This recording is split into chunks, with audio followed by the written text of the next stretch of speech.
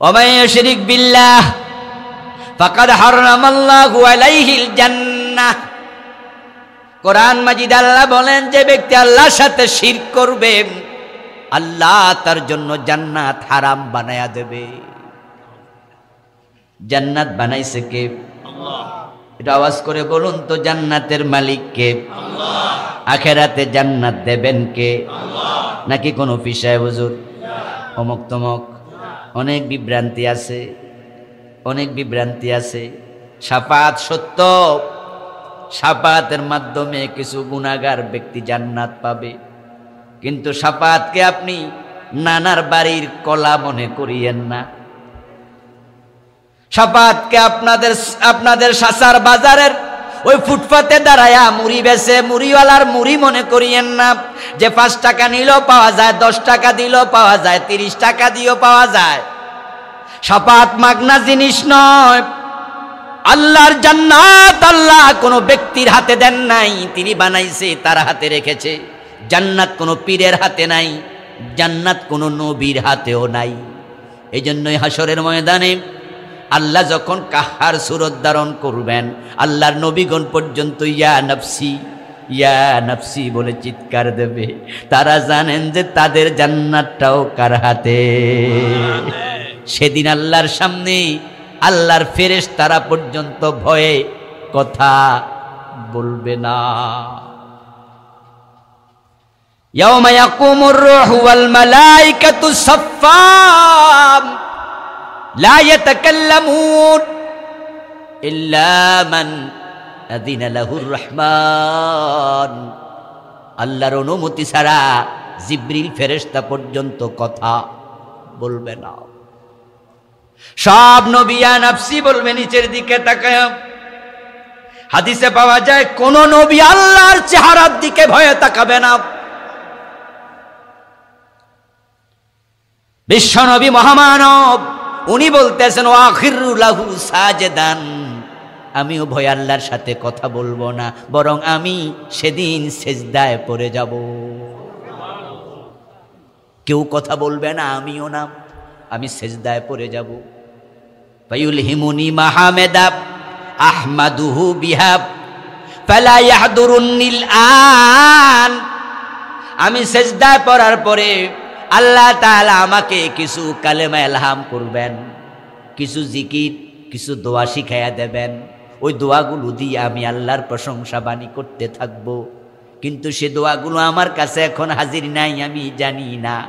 আমি যখন সেজদা থেকে মাথা তুলব না, সেজদায় আল্লাহর শিখানো দোয়াগুলো পড়ব। এক পর্যায়ে আল্লাহ তাআলা আমাকে ডাক দিয়ে বলবেন, ইয়া মুহাম্মাদু ইরফা রাসাকা কুলতুসমা সালতুতাব ইশফাতু শাফা। ও প্রিয় নবী মুহাম্মদ, মাথা তুলুন। আল্লাহ বলার পর আমি নিজে মাথা তুলব। আল্লাহ এবার বলবেন, বলুন কি বলতে চান, আমি শুনব। যা বলেন তা গ্রহণ করব। আপনি যদি সুপারিশ করতে চান, অধিকার দিলাম, আমি সুপারিশও কবুল করব। আল্লাহ বলার পরে সুপারিশ, এর আগে নবী মুহাম্মদও সুপারিশ করতে যাবে না। আর পীর সাহেব হুজুরের হাতে জান্নাত, অমুক তমুকের হাতে জান্নাত, আমারে নিয়ে যাবে, ভাব ধরে বসে আছেন, অসম্ভব। 5 ওয়াক্ত নামাজের সালাম ফিরাইয়া আয়াতুল কুরসি পড়েন, এটা সুন্নাহ, এটা পড়বেন। পড়েননি? এ অভ্যাস আসেনি? বাংলাদেশে এটা খুব কমে গেছে। রাসূল সাল্লাল্লাহু আলাইহি ওয়াসাল্লাম ফরজ নামাজের সালাম ফিরাইয়া তিনি 8-10 মিনিট 15 মিনিট দোয়া করতেন। একবার বলতেন আল্লাহু আকবার, 3 বার বলতেন আস্তাগফিরুল্লাহ, একবার বলতেন আল্লাহুম্মা আনতাস সালাম ওয়া মিনকাস সালাম, পুরাটা দোয়া। একবার পড়তেন আয়াতুল কুরসি, 33 বার সুবহানাল্লাহ, 33 বার আলহামদুলিল্লাহ, 34 বার আল্লাহু আকবার। এই জাতীয় আরো কিছু দোয়া আছে না নাই?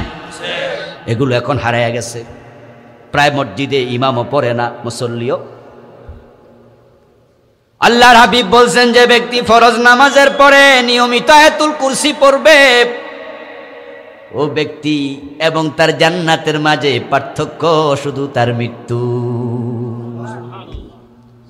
আয়াতুল কুরসির মাঝে আছে মান যাল্লাযী ইয়াশফাউ ইনদাহু ইল্লা বিইذনি।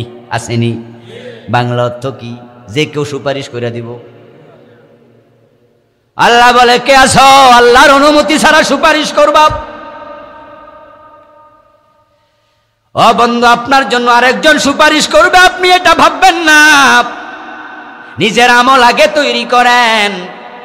আল্লাহ যদি আপনার আমলের কারণে খুশি হয়, তাহলে সেদিন আল্লাহ নিজে আপনার জন্য সুপারিশের ব্যবস্থা করবে। কোরআনে আল্লাহ বলছেন, কুল্লিল্লাহিশ শাফাআতু জামিআ। ও নবী, উম্মতকে শোনায়া দেন, শাফাত পুরাটা থাকবে আল্লাহর কন্ট্রোলে। আরেক আয়াতে আল্লাহ বলেন, ওয়ালা ইয়াশফাউনা ইল্লা লিমান ইরতাদা।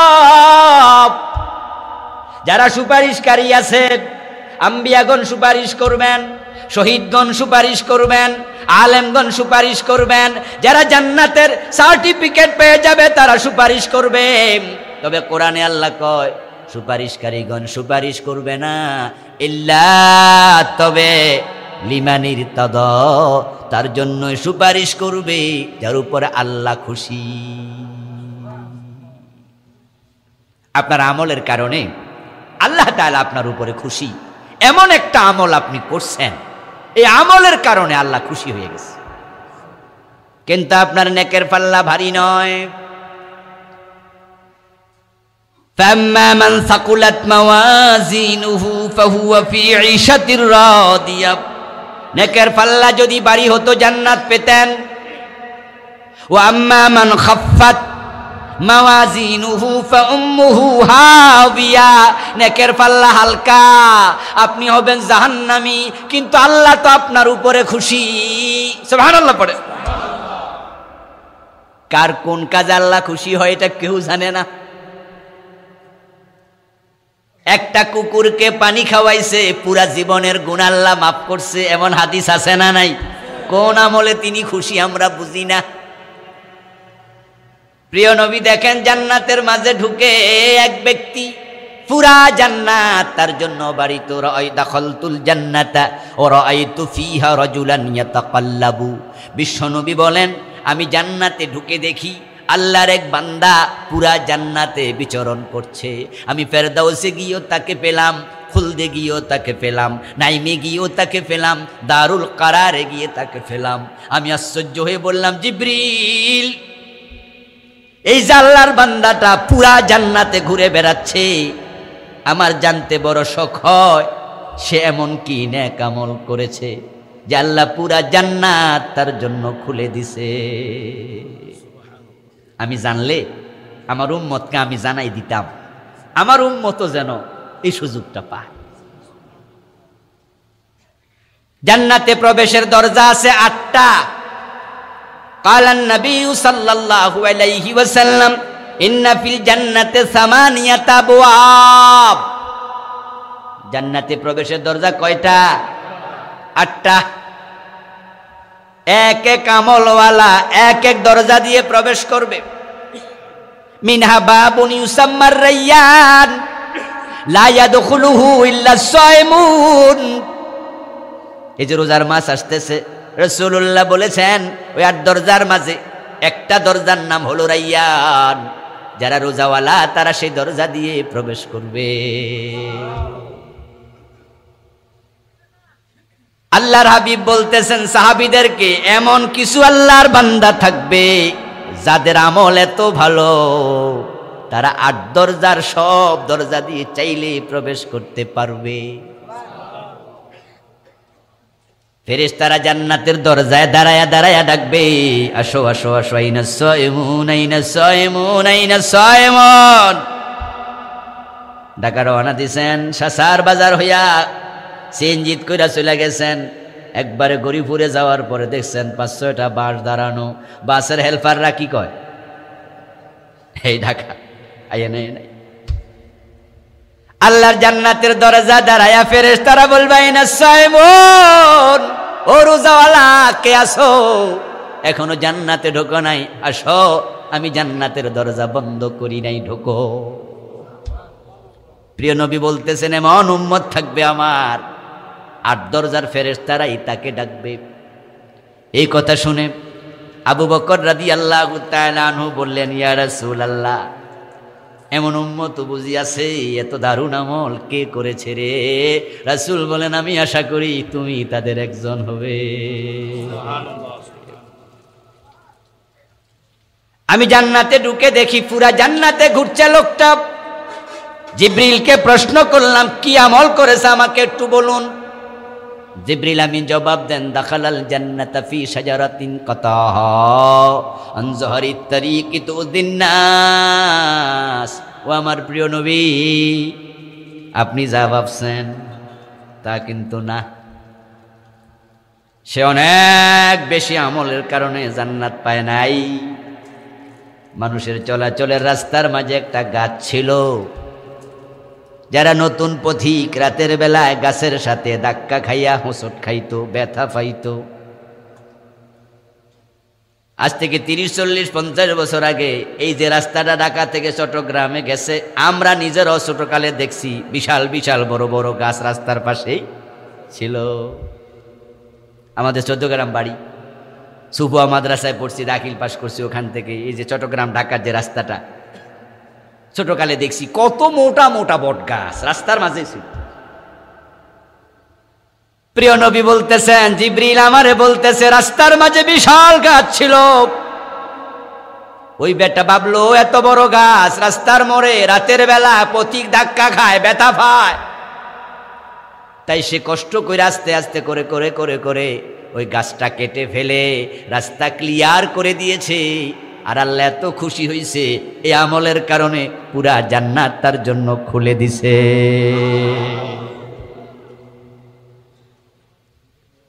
এই জন্য কোন নেক আমলকে ছোট মনে করা যাবে না। আরে ভাই, কুত্তারে পানি খাওয়ানো এটা কোন কাম হইল? আবার খাওয়াইছে তো এমন এক বেডি, যে ব্যক্তি হলো পতিতা, টাকা দিলে ইজ্জত দেয়, জাহান্নামের কীট। ওই পতিতা নারী দেখলো মরুদ্যানে মরুভূমির মাঝে ছোট ছোট কূপ হয়, যেগুলোতে বালতি দিয়ে পানি তোলা লাগে, এর পাশে গাছগাছালি জন্ম নেয়। একটা কুত্তা মরুদ্যানে পিপাসায় জিহ্বা বের করে হাঁপাচ্ছে। ওই পতিতা মহিলা ওখান দিয়ে হেঁটে যাচ্ছে। কুত্তাটারে দেখা মায়া লাগছে, ওড়নাটা খুলে পায়ের মাঝে ছিল চামড়ার মোজা, ওড়নার সাথে বেঁধে কূপে ফেলেছে। সামান্য পানি উঠেছে, ওই কুকুরের মুখের মাঝে পানিটুকু ঢেলে দিয়েছে। পিপাসিত কুকুর ওই পিপাসার যাতনা থেকে মুক্তি পেয়েছে। আল্লাহর রহমতের দরিয়ার মাঝে জোয়ার উঠে গেছে। কুকুরকে বানাইছে কে? জোরে বলুন, কুকুর কার মাখলুক? কুকুরকে আল্লাহর জিকির করে না। সকালবেলায় দেখবেন কুকুর যখন ঘুমায় তখন তার মাথাটা পায়ের দিকে লুকায়া লুকায়া ঘুমায়। এর কারণ আমরা জানি না, তবে বুজুর্গদের কেউ কেউ বলেছেন সকালবেলায় কুকুর নিজের চেহারাটাকে, চোখটাকে হাত দিয়ে ঢেকে ঘুমানোর কারণ সে ঘুম থেকে উঠে কোনো বেনামাজিকে দেখতে চায় না। আল্লাহ ভালো জানেন। ওয়া মিন শাইইন ইল্লা ইউসাব্বিহু বিহামদিহি ওয়ালাকিন লা তাফকাহুনা তাসবিহাহুম। কোরআনে আল্লাহ বলেন এমন কোন মাখলুক নাই যে আল্লাহর জিকির করে না। কুকুর কার মাখলুক? সে আল্লাহর সৃষ্টি। তারে খাওয়ায় কে? নাকি ব্যাংক অ্যাকাউন্ট আছে? আল্লাহর সৃষ্টির অংশ। আল খালকু কুল্লুহুম ইয়ালুল্লাহ। রাসূল বলেন तमाम মাখলুকাত আল্লাহর পরিবারের সদস্য। ওই পতিতা নারী কুত্তারে পানি খাওয়াইছে, আল্লাহর রহমতের সাগরে জোয়ার উঠে গেছে। আল্লাহ সাথে সাথে এই আমলটা কবুল করে তার জীবনের সব গুনাহ ক্ষমা করে দিছে। শাফাত সত্য, যে কেউ সুপারিশ করবে না, সুপারিশ যেন আপনার পক্ষে হয় এই জন্য এমন কিছু আমল করবেন যে আমলে আল্লাহ খুশি হয়ে যাবে। জান্নাতে যাওয়ার জন্য শর্ত প্রথম ঈমান, সেটা আজকে শিরিক মুক্ত নয়। হাজার হাজার নামাজি আজকে শিরিকে লিপ্ত, হাজার হাজার রোজাওয়ালা শিরিকে লিপ্ত। আমার প্রিয় ভাইটি, যখন বর্ষাকাল আসে, যখন বন্যা হয়, পুকুরে নদীতে খালে ডোবাতে সাগরে সব জায়গায় পানি অ্যাভেলেবেল মিলে। রাস্তার গর্তের মাঝেও তাকাইয়া উকি দিয়ে দেখবেন গর্তের ভিতরেও পানি আছে। ঠিক আজকের বাংলাদেশে গ্রামে গঞ্জে নগরে শহরে যেখানে তাকায় ওখানে শিরিক দেখা যায়। ইন্না শিরকা লাযুলমুন আযীম, অথচ শিরকের মতো বড় কোনো গুনাহ নাই। মানুষ চুরি করে, ডাকাতি করে, দর্শন করে, হত্যা করে, মদ খায়, নিজ হাতে নিজের মেয়ে জীবিতকে কবর দেয়, জীবিত কবর দেয়, বাবা মার গায়ে হাত দেয়, এমন জালেম সন্তানও আছে না নাই? কত বড় গুনাহ! যত গুনাহ মানুষ করে সবগুলা গুনার যদি তালিকা করেন তাহলে 1 নাম্বার গুনাহ যেটা, সেটার নাম হলো শিরক। ও আমার প্রিয় ভাই, শিরকের মতো বড় গুনাহ নাই। আর আজকে এটা অ্যাভেলেবেল চলছে, না বুঝার কারণে, শুধু না বুঝার কারণে।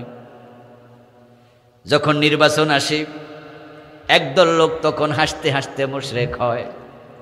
হিন্দুদের দুর্গা পূজা আসে, একদল মুসলমানের সন্তান হাসতে হাসতে মুশরিক হয়।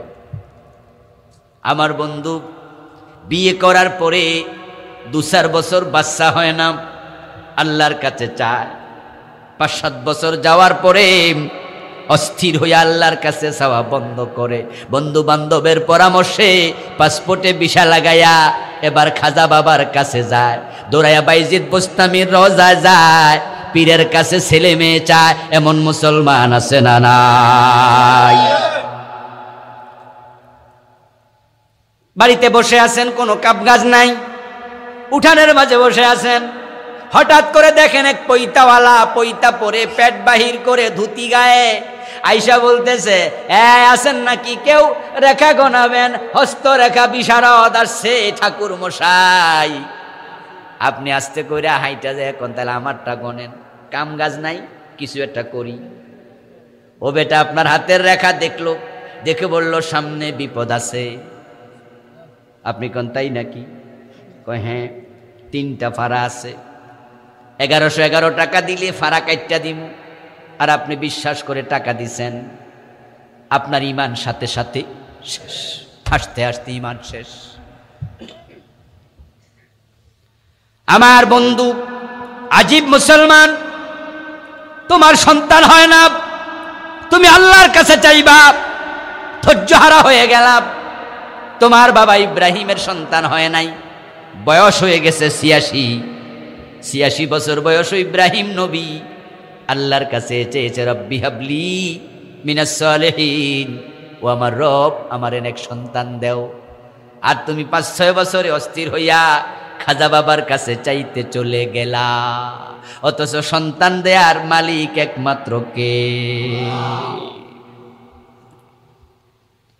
যেই গুণ আল্লাহর জন্য খাস, ওই গুণের সাথে অন্যকে শামিল করার নামে হলো শিরিক।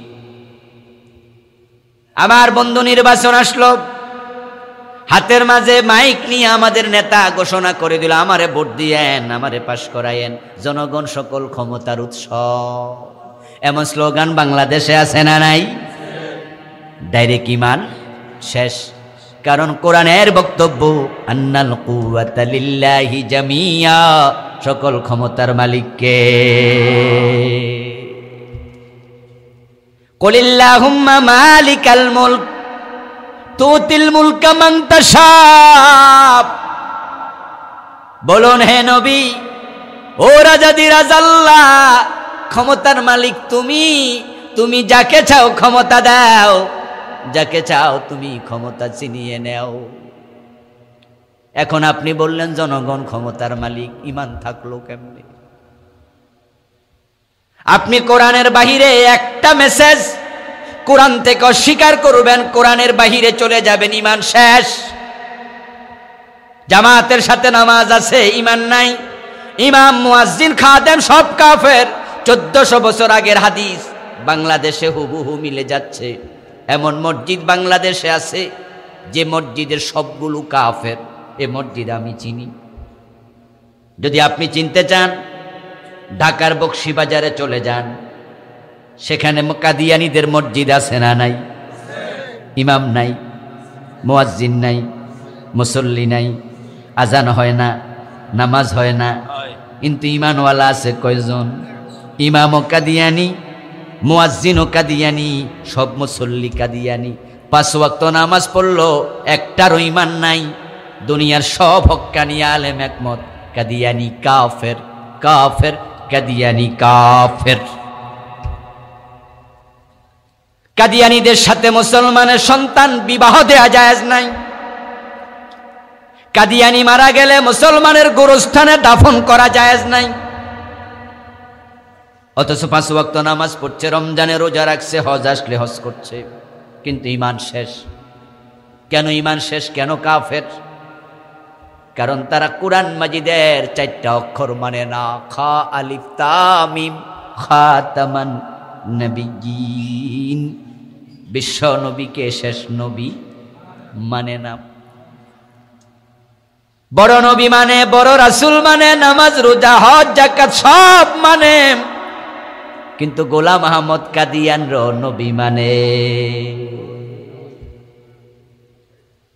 বিসমিল্লাহর বা থেকে মিনাল জিন্নাতি ওয়ান নাসের সিন পর্যন্ত এই কোরআনে যত বিধান আছে সব মানার নাম ঈমান, একটা অস্বীকার করার নামই কুফর। 30 পারা মোটেও মানেন না, এটা যেমন কুফরি। একটা অক্ষর মানবেন না, এটাও সমান কুফরি। কেউ বলবে পুরা কোরআন মানি, 4 অক্ষর মানি না, ফতুয়া কাফের। 3 অক্ষর মানি না, কাফের। 2 অক্ষর মানি না, কাফের। কেউ যদি বলে কোরআনের 1 অক্ষর মানি না, কাফের। ঠিক অঙ্কের মতো, 10 লাইনের অঙ্ক, 9 লাইন ঠিক হয়েছে, 1 লাইন ভুল হয়েছে, 10-এর মাঝে কত পাবেন? 5টা ভুলও 0, 10টা ভুল হলেও 0, 1টা হলেও 0। ঈমান এমন জিনিস, এই কোরআনে যা আছে একটাও বিরোধিতা করা যাবে না, অমান্য করা যাবে না, একসাথে গ্রহণ করতেই হবে। কাদিয়ানী 4 অক্ষর মানল না। এবার আপনাদের কি খবর? কোরআনের মাঝে আছে আলা লাহুল খালকু ওয়াল আমর, এখানে অক্ষর আছে 15টা। লাখ লাখ নামাজি মানে নাই কয়টা অক্ষর? অনুবাদ বললে বুঝবেন। অনুবাদ হলো সাবধান, সৃষ্টি যার, আইন চলবে শুধুই তার। কে বলেছেন? সৃষ্টি কার? আইন চলবে কার? চলছে কার? আল্লাহর না ব্রিটিশের? এ 15 অক্ষর তো মানলেন না অনেকেই। আল্লাহর আইনের পক্ষে আপনি নাই, নামাজ মানতে রাজি, রোজা মানতে রাজি, হজ মানতে রাজি, যাকাত দিতে রাজি। আল্লাহর আইনের কথা বললে চেহারা কালো হয়ে যায়। নিজে তো মানেনি না, যারা মানে ওদেরকে রাজাকার, মৌলবাদী বলে গালি দিয়ে দেয়।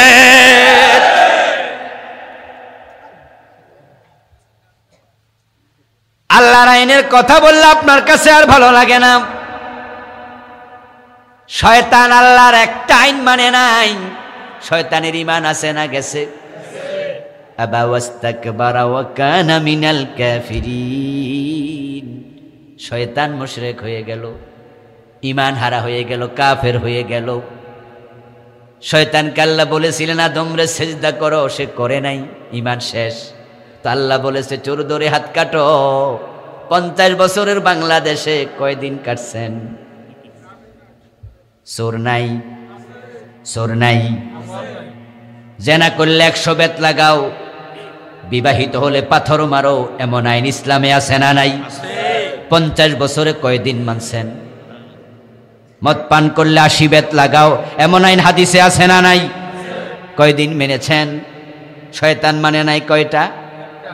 আপনারা মানেন না কয়টা? আপনারা 90% মুসলমান। আমার বন্ধু সাবধান, ইমান চলে যাবে হাসতে খেলতে, আপনি বুঝবেন না আপনি ইমান হারাম, কিন্তু আল্লাহর কাছে পৌঁছার পরে টের পাবেন, যেদিন টের পাবেন তাওবার সুযোগ থাকবে না। এই জন্য শিরকের ব্যাপারে সাবধান, কুফরির ব্যাপারে সাবধান, নেফাকের ব্যাপারে সাবধান। হিন্দুদের দুর্গা পূজা আসলো, হিন্দুরা পূজা করুক, দুর্গা পূজা করা শিরিক। হিন্দুরা নতুন করে শিরিক করে নাই, তারা জন্ম থেকে করছে, এটা তাদের ব্যাপার, তাদের ধর্ম তারা পালন করবে, বাধা দেওয়ার কোনো অধিকার আমাদের নাই। কিন্তু কিছু মুসলমানের সন্তান নতুন করে মুশরিক হয় একটা স্লোগানের কারণে। সেই স্লোগানটা ইদানিং বেশি শোনা যায়, 10 বছর আগেও ছিল না। ওই স্লোগানটা লাখ লাখ নামাজির ঈমান কেড়ে নিয়েছে। স্লোগানটা হলো ধর্ম যার যার, উৎসব সবার। এমন একটা স্লোগান বাংলাদেশে আছে না নাই? আপনার স্লোগান ঈমান ধ্বংসকারী, এটা কোরআনের সম্পূর্ণ উল্টা। পবিত্র কোরআনের স্লোগান হলো লাকুম দীনুকুম ওয়ালিয়া দীন। অথচ মসজিদগুলোতে দেখবেন মাগরিবের সময় বিদ্যুৎ চলে যায়, মোমবাতি, খাদেম সাহেব কয় মোমবাতি নাই, মোবাইলে লাইট জ্বালাও। এখন তো কারেন্ট কম যায়, এজন্য কিনি না, হুজুর মোবাইলে লাইট আছে লাগাই দেন। মসজিদে মোমবাতি পাওয়া যায় না, আর মাজারে গেলে দিনের বেলায় বিকেল বেলায় জ্বলে, সকাল পর্যন্ত জ্বলে, মোমবাতির অভাব নাই। ওই মাজারের মোমবাতি ফেরেশতা দিয়ে গেছে না এলাকার মানুষ মানত করছে? টাকা মানত করে, পয়সা মানত করে, ছাগল মানত করে, গরু মানত করে, সিন্নি মানত করে। মুরগির যদি ঠ্যাং ভেঙে যায়, মহিলারা কয় ল্যাংটা বাবার দরবারে 3টা মোমবাতি। মাজারে টাকা নিয়ে কুলাতে পারে না, দুবুন্না বস্তা ভরে টাকা নেয়া লাগে, এমন মাজারও আছে। ব্রাহ্মণবাড়িয়ার কেল্লাসার মাজারে কোটি কোটি টাকা মানত হয়। আমাদের ঢাকাতে আছে গুলিস্তানে গোলাপ শাহ, চারপাশে এত মোটা মোটা রড দিয়া, তারপরে ঘেরাও দিছে, পাবলিক সিবা দিয়াও টাকা দেয়।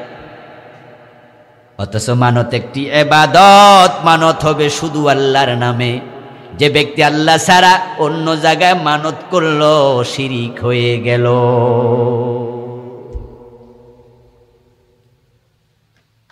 কবরের পাশে দাঁড়ায় শপথ করে, শপথ আল্লাহর কসম, রাখ তোর কসম। কি এর কসম? তুই করছ? করি নাই।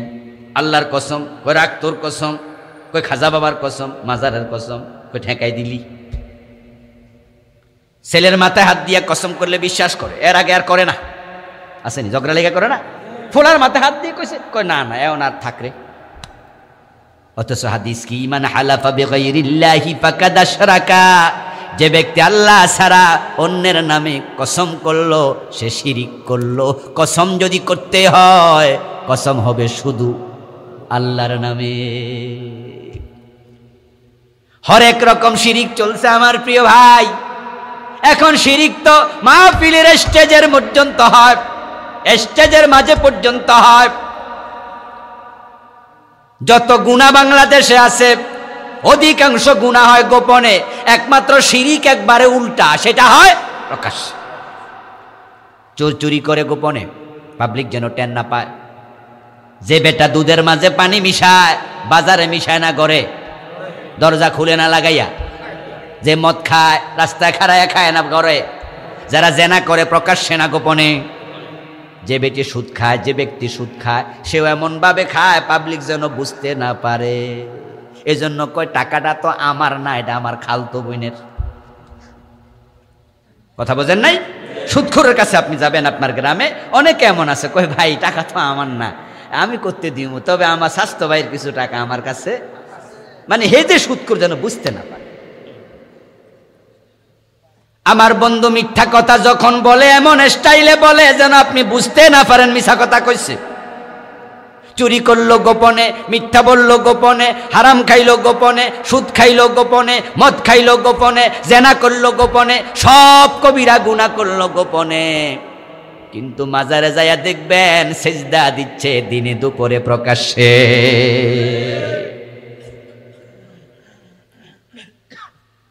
শিরিক করতেছে মাহফিলে বসে স্টেজে, হাজার হাজার মানুষের সামনে বক্তা শিরিক করছে। কয়দিন আগে একজন বক্তার ওয়াজ শুনেছেন, ভাইরাল হয়েছে ফেসবুকে, ইউটিউবে। উনি গান গাইছে, আল্লাহর দন রাসূলকে দিয়া আল্লাহ গেছে গায়ে বইয়া, রাসূলের দন খাজা লইয়া শুইয়া আছে আজমিরে, কেউ ফিরে না খালি হাতে, খাজারে তোর দরবারে। নাউজুবিল্লাহ পড়বেন না? গোপনে গাইছে না প্রকাশ্যে? সাধারণ জায়গায় না মাহফিলে? এই বিশ্বাস রাখার কারণে ঈমান বক্তারও শেষ, শ্রোতারা যারা বিশ্বাস করবে তাদেরটাও শেষ। খেয়াল করছেন? অথচ বক্তার নামের আগে লেখা আছে মুফতি। বেটা আপনাদের মতো সাধারণ শিক্ষিত না, মাদ্রাসায় পড়েছে, আবার ফিকার উপরে, ফতুয়ার উপরে আপনার ডিগ্রি নিয়েছে, মুফতি ডিগ্রি। অথচ এমন গান গাইল যেই গান গাওয়ার সাথে সাথে ঈমান শেষ। আল্লাহর ধন রাসূলকে দিছে, তোমারে কে কইল, তোমারে কে কইল? এটা পুরা কোরআনের উল্টা কথা। কোরআনের মাঝে আল্লাহ কি বলেছেন? কুল্লা আকুলু লাকুম ইনদি খাযাইনুল্লাহ। ও নবী, আপনি বলুন, আমি এটা দাবি করি না আমার কাছে আল্লাহর ধন ভান্ডার আছে, বরং আল্লাহর ধন ভান্ডার আল্লাহর কাছেই আছে। তাই রাজ্জাককে, তো খোদার ধন রাসূল রে দিলে রাজ্জাক কেডা হইতো? আল্লাহর নবী নিজে চাইছেন কার কাছে? আমাদেরকে চাইতে বলছে কার কাছে? তাহলে ধন ভান্ডারের মালিক কে? তো বক্তা কয় রাসূল রে নাকি আল্লাহ পুরাটাই।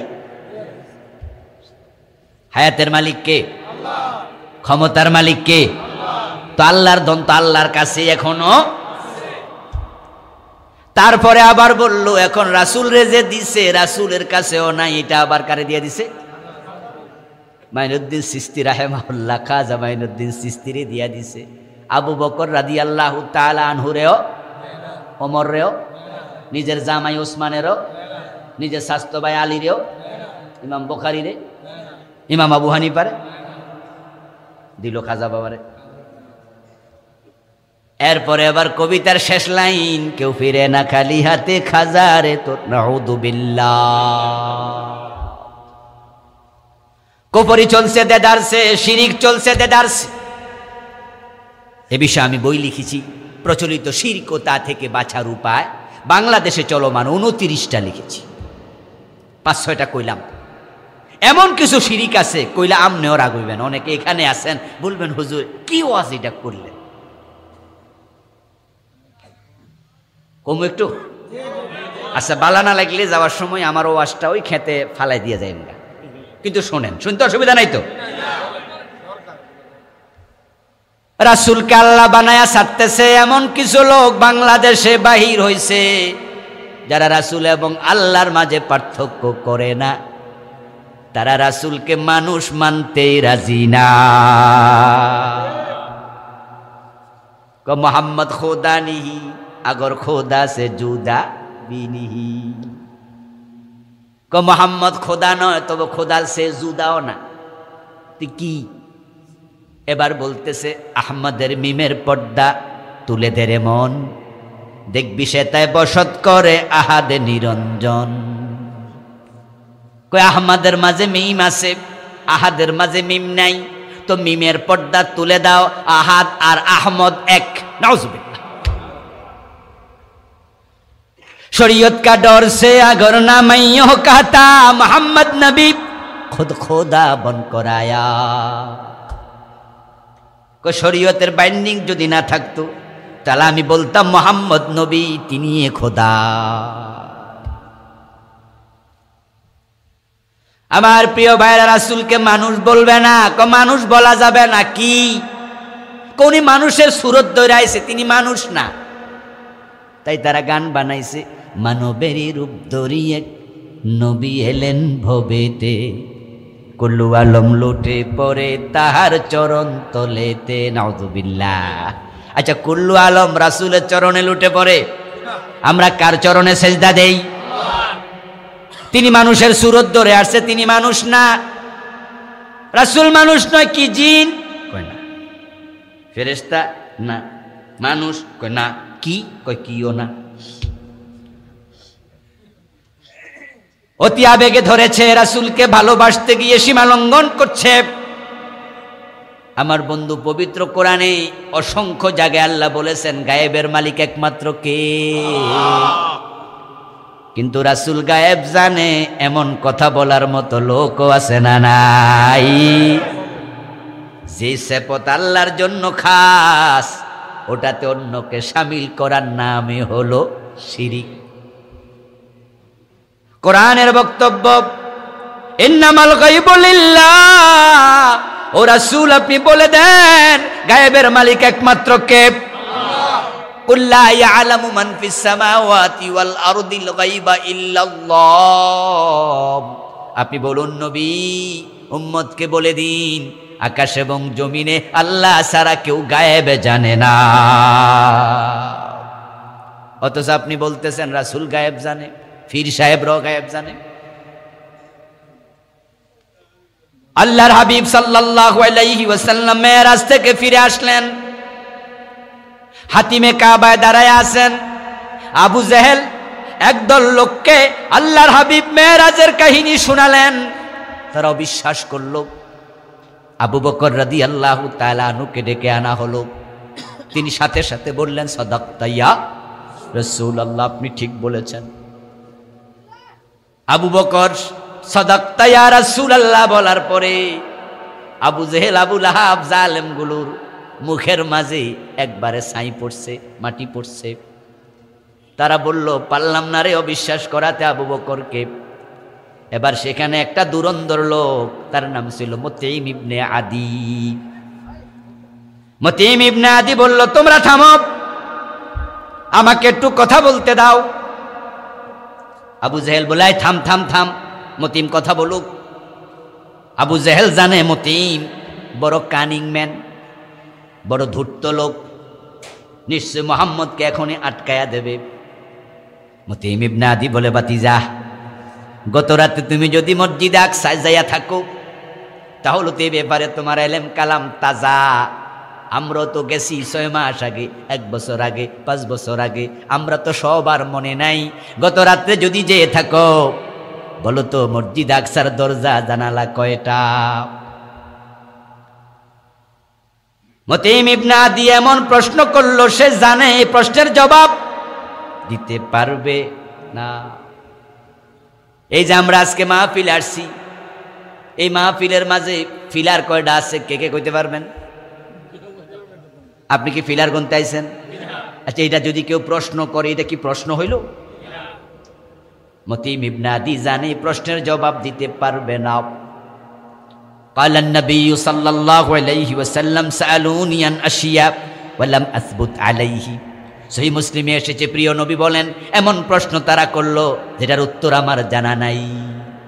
ফাকারিবতু কুরবাতান, এমন বিপদে পড়ে গেলাম, মা কারিবতু মিসলাহু কাত্তু, এমন বিপদে জীবনে কোনোদিন পড়ি নাই। যদি আমি জবাব দেই জানি না, তারা হাততালি দিয়ে বলবে যাও নাই, জানবা কেমনে? তারা চেয়েছিল আমি এটাই যেন বলি, কিন্তু আমি তো জানি না দরজা জানালা কয়টা, কি যে বলি এমন বিপদে পড়ে গেলাম। ফাজাল্লাল্লাহু লিল বাইতুল মুকাদ্দাস, হঠাৎ করে দেখি আমার আল্লাহ আমার সামনে পুরা বাইতুল মুকাদ্দাস তুলে ধরেছেন। ফাতাফাকতু আখবিরুহুম আন আয়াতিহি ওয়া আনা আনজুরু ইলাইহি, এবার আমি নিজের চোখে দেখে দেখে বলতে শুরু করেছি। এই হাদিস দিয়ে কি বোঝা যায়? রাসূল গায়েব জানতেন। তো জানলে বিপদে পড়বেন কেন? আর জানলে বাইতুল মুকাদ্দাস হাজির করা কি দরকার? খায়বারের ইহুদি মহিলা খাবারের সাথে বিষ মিশাইছে, রাসূলকে হত্যা করার ষড়যন্ত্র করেছে, এমন হাদিস আছে না নাই? বুখারী পড়লে পাবেন। সেদিন ছাগলের মাংস, বিষ মিশানো ছাগলের মাংস রাসূল নিজে খেয়েছেন, সাথে একজন সাহাবী হযরত বিশর রাদিয়াল্লাহু তাআলা আনহু তিনিও খেয়েছেন। রাসূল খেলেন এক টুকরা, হযরত বিশর খেলেন এক টুকরা। এরপর গোস্তের ভিতর থেকে আওয়াজ আসলো, আর খাবেন না, আমার সাথে বিষ মিশানো আছে। আল্লাহর হাবিব সাল্লাল্লাহু আলাইহি ওয়াসাল্লাম শুনে বললেন, বিশর থামো, আর খাইও না। এই মহিলা দিকাস, দাওয়াত দিয়ে আনছো, বিষ খাওয়াইলা কেন? মহিলা কয়, আমনে জানলেন কেমনে? মহিলা ছিল ইহুদিনী। রাসূল সাল্লাল্লাহু আলাইহি ওয়াসাল্লাম বলেন, মাংসের ভিতর থেকে আওয়াজ এসেছে। মহিলাকে, আমারে সাইরা দেন, আমি আপনারে পরীক্ষা করতে চাইছি। যদি আপনি নবী হন, বিষের ক্রিয়া হবে না, আর নবী যদি না হন, বিষ খাইয়া মইরা যান, আমরা বাঁচলাম। আল্লাহর হাবিব বললেন, তাই নাকি? তুমি আমারে পরীক্ষা করেছ? কই জি জি। তাহলে যাও, মাফ করে দিলাম। কিন্তু কিছুক্ষণ পর হযরত বিশর রাদিয়াল্লাহু তাআলা আনহু শহীদ হয়ে গেলেন। হযরত বিশর যখন বিষের ক্রিয়ায় মরে গেলেন, এবার রাসূল বলেন, মহিলাকে ধরো, কিসাস, মাফের অধিকার আমার আর নাই, কারণ কুতিবা আলাইকুমুল কিসাস, আল্লাহ বলেছে তোমাদের জন্য কিসাস ফরজ। তো আল্লাহর আইনের বাহিরে যাওয়ার সুযোগ আমার আর নাই, ওই মহিলাকে হত্যা করা হয়েছে। আমার প্রশ্ন হলো, রাসূল যদি গায়েব জানতেন, বিশরকে তিনি বিষ মিশানো খাবার আগ থেকে খেতে মানা করে দিতেন। আমার বন্ধু শিরিক হয়ে যায় হাসতে হাসতে, খেলতে খেলতে, না বুঝার কারণে। এখন আপনাদের কাছে আমি একটু জানতে চাই, বলুন তো, না বুঝে যদি কেউ বিষ খায়, সমস্যা আছে না নাই? যে বুঝে খায় হেও মরবে, যে না বুঝা খায়। শিরিক যদি করেন, জেনে করলো ঈমান যাবে, না জেনে করলো ঈমান যাবে। আপনি এবার বলবেন, হুজুর, তাহলে বিশ্বনবী যে সুখবর দিছে অনেক, দুঃসংবাদ দিছে অনেক, কিয়ামতের আগে ঈসা নবী নামবে, সুখবর। কিয়ামতের আগে দাজ্জাল বের হবে, দুঃখের খবর। গায়েব না জানলে বললেন কেমনে? মুতার যুদ্ধের দিন 3 জন সেনাপতি যুদ্ধের মাঠে, মদিনা থেকে 1000 মাইলের বেশি দূরে, আল্লাহর হাবিব মসজিদে নববীর মিম্বারে বসে মুতার যুদ্ধের কারগুজারি বলছেন, আমার জাফর শহীদ হয়ে গেছে। রাসূলের চোখ বেয়ে বেয়ে পানি পড়তেছে, দাড়ি ভিজে গেছে। আমার জাফর শহীদ, আমার জায়েদ শহীদ, আমার আব্দুল্লাহ ইবনে রাওয়াহা শহীদ। সাহাবারা এরকম আপনাদের মতো সামনে বসে আছে, রাসূলের স্টেজের সামনে যেমন বসে আছেন, রাসূল কাঁদতেছে, সাহাবারাও কাঁদতেছে, অথচ মুতা মদিনা থেকে 1000 মাইল বেশি দূরে। তো গায়েব না জানলে বলল কেমনে? এ প্রশ্নের জবাব কি? এই প্রশ্নের জবাব কোরআনে আল্লাহ বলছেন, মা ইয়ানতিকু আনিল হাওয়া ইন হুয়া ইল্লা ওয়াহয়ুন ইউহা। আমার নবী বানায়া কোনো কথা বলে না, যা বলে সব ওহী। গায়েবের মালিক কে? আল্লাহ, তিনি ওহী পাঠায়। এই জন্য শিরিকগুলো জানবেন। 29টা আমি লিখেছি, 5-7টা আমি এখানে বলেছি। রাত গভীর হয়ে গেছে, 12টা পার হয়ে গেছে। আরেকটি বিষয় সামান্য 2-4-5 মিনিট বলবো, যদি শুনতে চান, তারপরে শেষ। শুনবেন?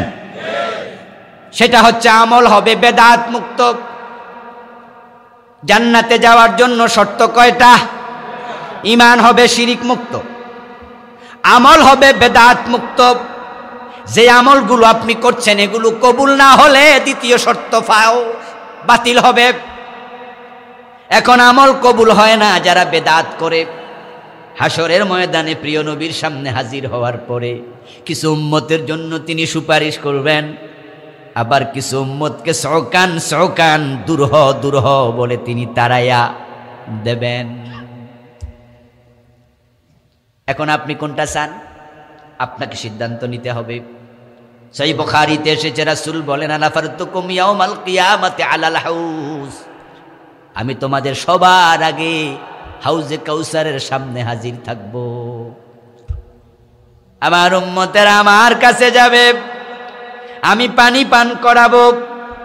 মা হুয়া আশাদ্দু বিয়াদাম মিনাল লাবান আহলা মিনাল আসাল আতয়াবু মিনাল মিসকি। ওই হাউজের পানি হবে দুধের চেয়ে সাদা, মধুর চেয়ে মিষ্টি, মিসকের চেয়ে সুগন্ধ যুক্ত। কি জানহু কানুজুমিস সামা জাওয়ায়াহু সাওয়া। আমার হাউজের এক একটা বাহু হবে এক মাস।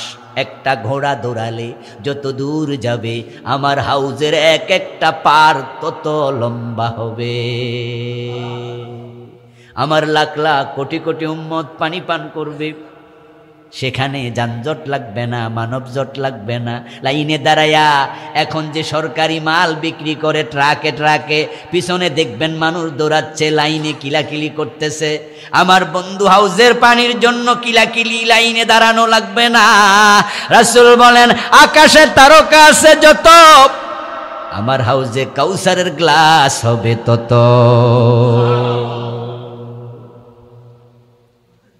ফামান ইয়াশরাব ফালা ইয়াজমাউ আবাদা।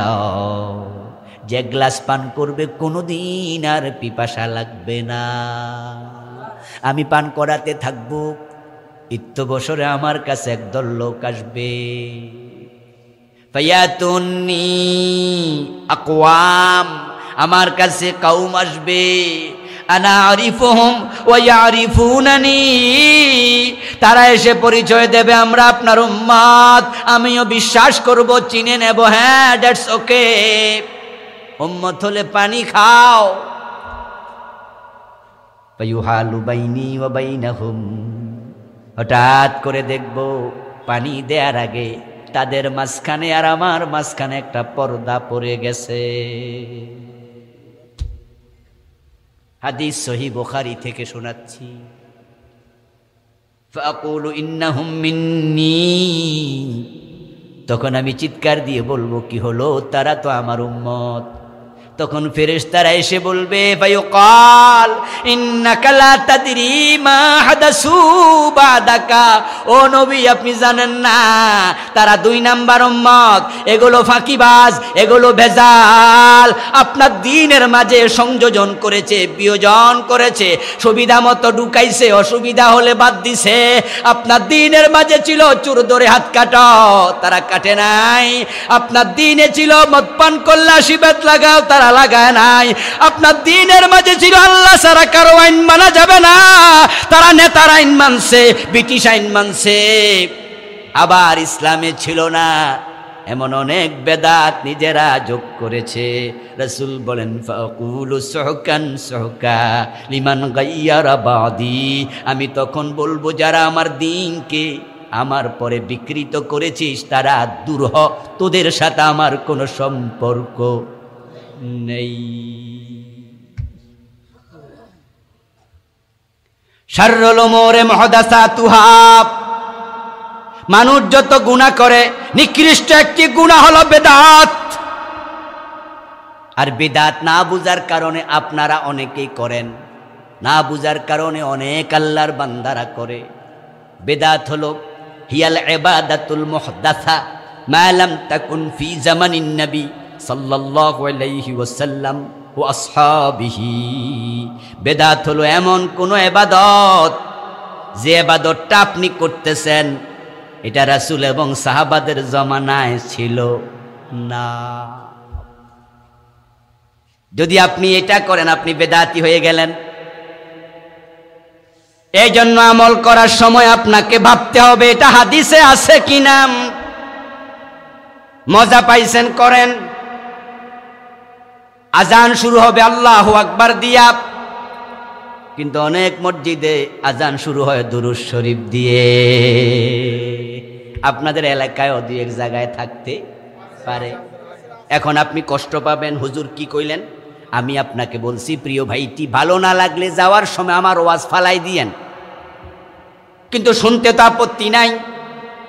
দুরূদ শরীফ ভালো জিনিস নিঃসন্দেহে। হাদিস ক্বালান নবী সাল্লাল্লাহু আলাইহি ওয়াসাল্লাম, বিশ্বনবী বলছেন কিয়ামতের দিন আমার কাছে সবচেয়ে প্রিয় হবে সে আকসারুহুম আলাইয়া সালাহ, যে বেশি বেশি দুরূদ পড়বে। আকরাবুন নাস ইয়াউমাল কিয়ামাতে বি আকসারুহুম আলাইয়া সালাহ, যে দুরূদ পড়বে যত বেশি রাসূলের কাছে ঘনিষ্ঠ হবে তত বেশি।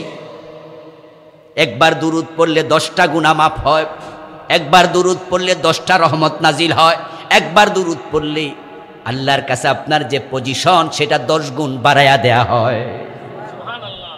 খুব দামি জিনিস। এবার বলুন তো, জোহরের নামাজের ফরজ কয় রাকাত? 2 রাকাতের পর আত্তাহিয়াতু আছে না নাই? আচ্ছা, আপনি দুরুদের ফজিলত শুনে যদি আত্তাহিয়াতুর পরে দুরুদ শরীফও পড়েন, রহমত নাজিল হবে তো?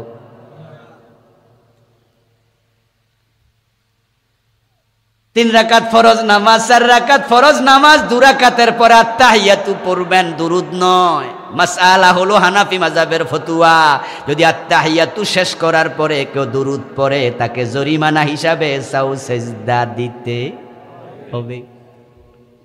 সাউ সেজদা কি শকে দেয় না জরিমানা? কথা বলেন না।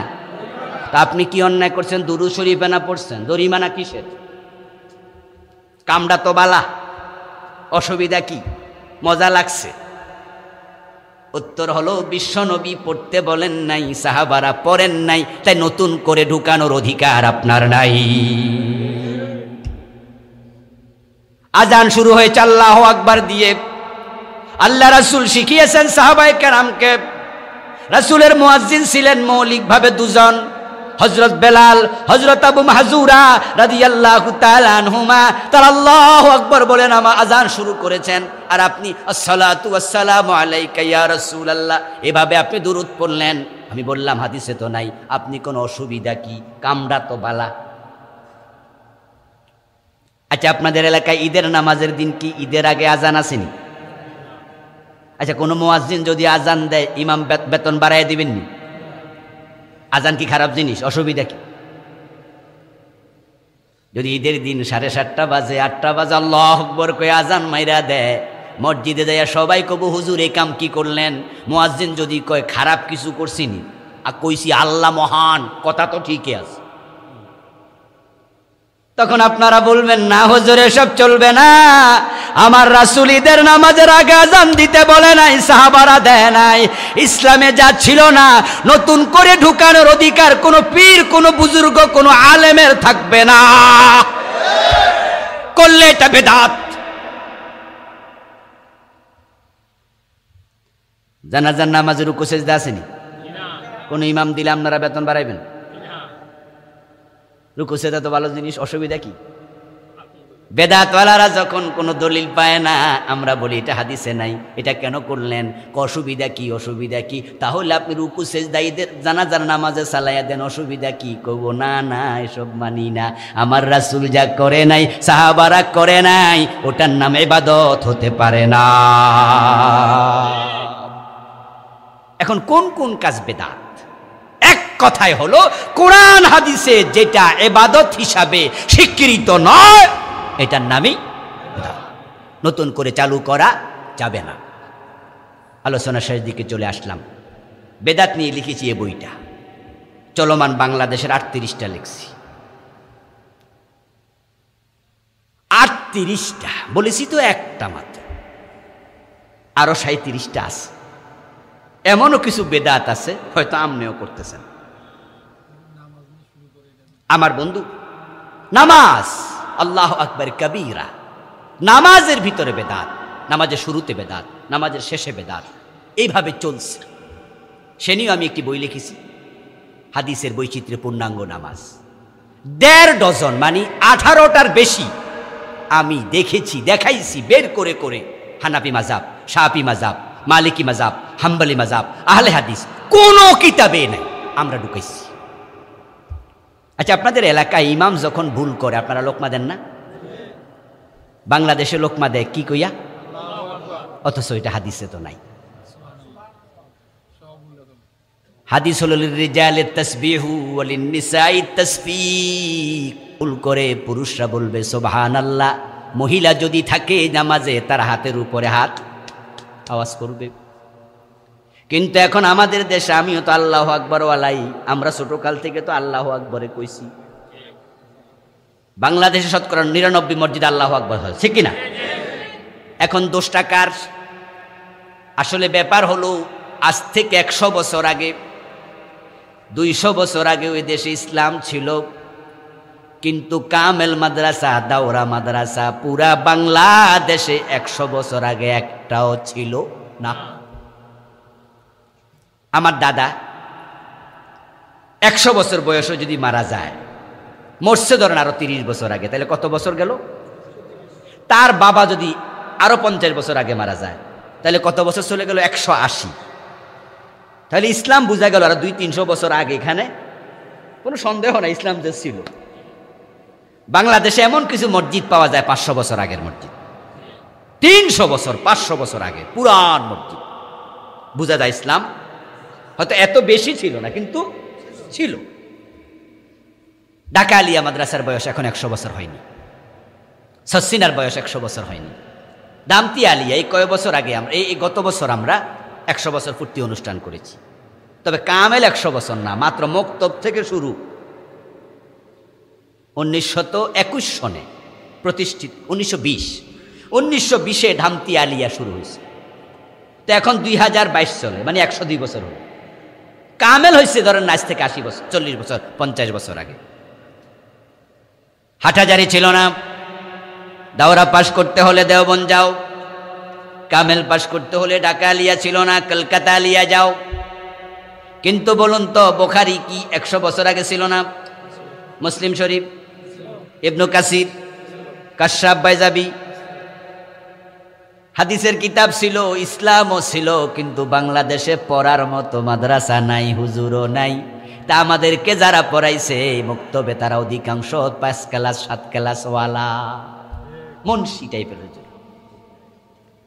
মৌলবী হুজুরে পড়াইছে, মুন্সি হুজুরে পড়াইছে। আজ থেকে 50 বছর আগে দাওরা পাস নাই, টাইটেল পাস নাই। পুরা কুমিল্লা জেলাতেও টাইটেল পাস 2-4 জন, দাওরা পাস 2-4 জন। মসজিদ তো শত শত। ওই মসজিদে মৌলবী হুজুর, দাখিল পাস হুজুর, উনি তালাকের ফতুয়াও দিছে, কিছু করার নাই। যা জানছে তা দিয়ে ফতুয়া মাইরা, এর চেয়ে বেশি জানে না, করবে কি? এজন্য তাদের জন্য আমরা দোয়া করি, আল্লাহ তাদের ক্ষমা করুক। তাই কিছু ভুল মাসালা প্রচলিত হয়েছে, এখন ভুলগুলো সংশোধন দরকার আছে না নাই? এবার বলুন তো, এখন কামেল মাদ্রাসা আসেনি? দাওরা মাদ্রাসা, কামেল পাস, দাওরা পাস অ্যাভেলেবেল আছে না নাই? ঘরে ঘরে বুখারী পড়ার লোক আছে না নাই? আলহামদুলিল্লাহ, এখন মুসলিম বুখারী পড়ার লোকের অভাব নেই। তো ভুলগুলো যদি ধরা পড়ে, ভুলের উপরে থাকবো না সংশোধন হব? এ নিয়ে একটি বই লিখেছি, সালাতের উপরে। আলহামদুলিল্লাহ, শিরকের উপরে, বেদাতের উপরে। নতুন একটি লিখেছি, এটা আজকে নাই বিদায় বলবো না, পরিবারের উপরে। 1 কপিও নাই সাথে। 4টি বই, মেরাজের উপরে একটি আছে, স্টেজে আপনারা ইনশাল্লাহ দোয়ার পরে 4টা বই পাবেন। যারা নিতে চান সংগ্রহ করবেন, পড়বেন, পড়াবেন, জানবেন, জানাবেন। আল্লাহ আমাদের সকলকে সহি কথাগুলো মানার তৌফিক দান করুন, বলি আমিন।